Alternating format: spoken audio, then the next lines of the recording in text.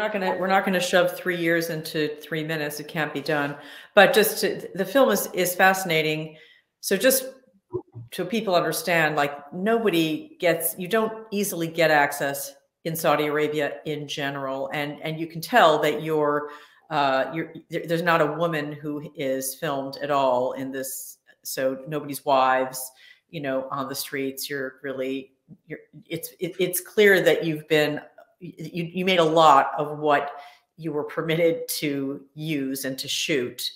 But this rehab center, for people to get a sense of it, is like there's a pool, there's training on interpersonal relations, and it's interesting because it's these Saudi guys who are doing the training, and I guess the idea is to integrate these people back into Saudi society. Is that right? Yeah, I mean, I think that one thing you have to understand is at the program, they have two different programs there. They have one for what they call like normal terrorists, which is people who've just gone to like Syria for a couple of months or like maybe a year. Right. And that's only like 3 to 4 months long.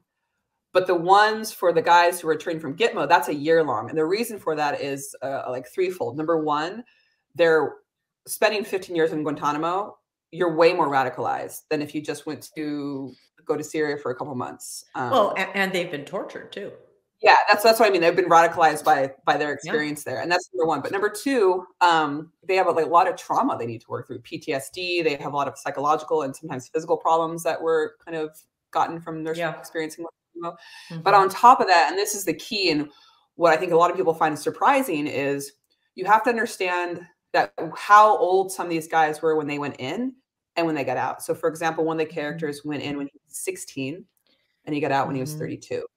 Yeah. And that, in terms of your formative years, that's a huge chunk of your formative years. And so all the socialization that normally happens during that time just didn't happen.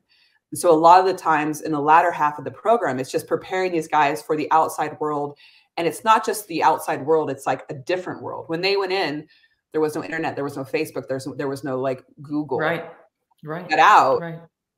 It's a completely different world. So it's trying to prepare them for that.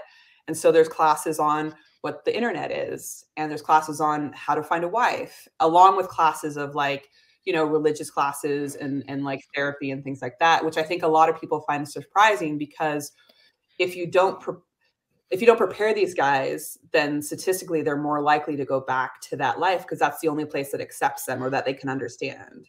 And so, for example, if you steal a car and then you go to prison, and you don't have any like training, and you get out and you have to pay your rent, and how are you gonna pay your rent? Well, you don't have a job, and that's the only skill set you have. You're going to steal a car again. And I feel like with these guys, one thing I'll say that I was surprised at was how multifaceted this program was. Like I expected it to go in, it was just going to be like religious classes, but there's art therapy, and there's like 12 main, like there's history lessons, because the history that they were taught in these groups is not really an accurate portrayal of the history of maybe what has happened. And so it's really extensive, the kind of stuff that they kind of had to do. We only kind of you only get a little bit of it in the film.